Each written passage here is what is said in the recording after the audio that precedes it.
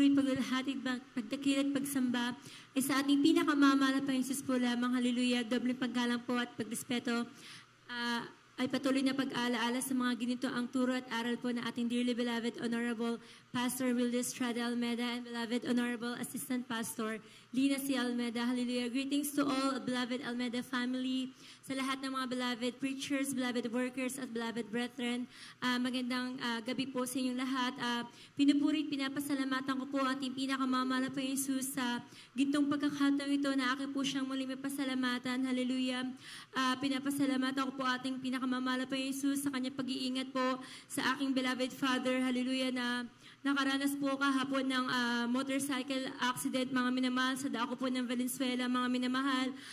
Nandiyan po sa kanya pong pagmamaneho, mga minamahal, bigla daw po siyang nag-slide po yung motor niya, mga minamahal. Ang himala po ng mahal na Panginoon Jesus, dahil sa tabi niya po, mga minamahal, meron pong truck, doon po siya na-side po siya doon po sa sidewalk, mga minamahal. Dahil kung doon po siya tumambas sa truck, mga minamahal, maaari po siyang magulungan ng truck. Andiyan po, pinag-ingatan pa rin po siya na ating pinakamamahal na Panginoon Jesus. Hallelujah. Sa pagbangga niya, mga minamahal, pagbagsak niya, mga minamahal, nawalan daw po siya ng malay, mga minamahal. Hallelujah.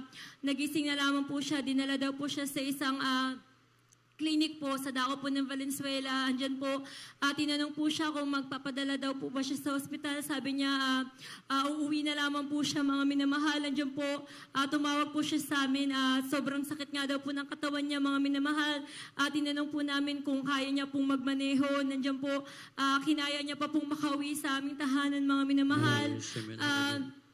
Diyan po, nung una po ayaw niya pa po talaga magpadala sa ospital. Sabi namin, ipa-x-ray lamang po para po malaman namin kung may fracture siya, mga minamahal. Diyan po, pina-x-ray po namin at praying po kami na wala pong fracture po na makita. Hallelujah. Pinapasalamatan ko din po ating pinakamamahal na Panginoon Jesus sa kagalingan ni po na pinagkaloob ng mahal na Panginoon Jesus sa akin, mga minamahal. Way back August 2015, mga minamahal, ako po ay nagkaroon ng bukol po sa left breast ko, mga minamahal. Nandiyan po, hallelujah. Sa mother's side ko po, meron po kaming family history po ng breast cancer, mga minamahal. Nandiyan po, marami na po kami mga kamag-anak na inoperahan po sa kanilang breast, mga minamahal. Nandiyan po, hallelujah. Bilang kabataan, mga minamahal, nandiyan po yung pangamba ko. Ngunit bilang Kristiyano, nandiyan po ang pananampalataya ko sa ating pinakamamahal na Panginoon Jesus. Before po ako magpa-check up, talagang nag-self-check muna po ako, mga minamahal. Hallelujah. Doon nga po, nakita ko po sa mga symptoms po ng breast cancer, meron po akong 3 simptomas na nararamdaman, mga minamahal. Nandiyan po, hallelujah. Patuloy pa rin po ako nanampalataya sa ating pinakamamahal na Panginoon Jesus. Ako po'y nag-alay ng pag-aayuno, mga minamahal. Hallelujah. At doon rin po sa pag-aayuno ko, mga minamahal, ako po'y nakadalo po sa banal na krusada po natin sa Candaba, Pampanga. Nandiyan po, hallelujah, may isa pong kapatiran na nagpatotoo, mga minamahal. Meron po siyang stage 4 breast cancer, mga minamahal. Instant po itong pinagaling na ating pinakamamahal na Panginoon Jesus. Hallelujah. Pinanghawakan ko po yung patotoo na yan, mga minamahal, na talagang sabi ko, i-claim ko na ako rin pagagalingin dito ako ng mahal na Panginoong Jesus. Pag-uwi ko po, mga minamahal, galing po sa pag-aayuno, nagpasama po ako sa beloved mother ko upang magpa-check po sa isang OB-GYN ni mga minamahal. Hallelujah. Sabi po ng OB-GYN ni mga minamahal, meron nga pong bukol silang nakakapa, mga minamahal, na ipa-ultrasound daw po namin para malaman namin kung ano po yung bukol na yon, mga minamahal. At that day din po, pina-ultrasound ko po, ibang doktor po ulit ang tumingin.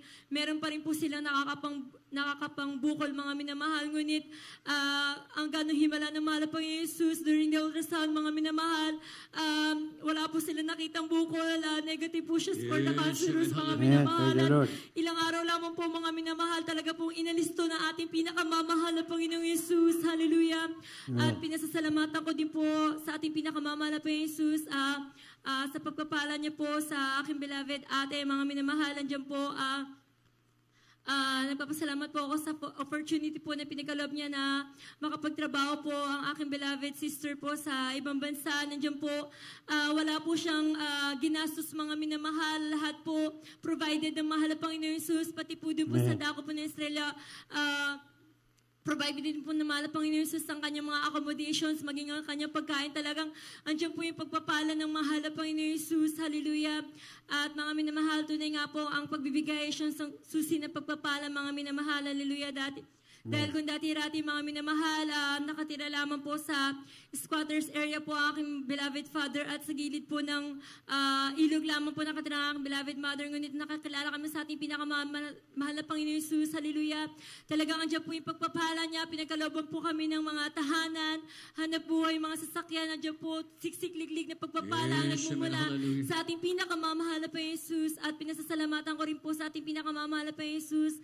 Di man po karapat-dapat ginagamit niya po ako bilang isang mangawit sa kanyang banal lubasan. Hallelujah.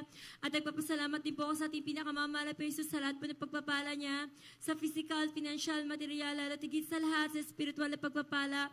At ang lahat ng kapurihan at pasasalamat ay sa ating pinakamamahal na Panginoon Jesus po lamang. Hallelujah.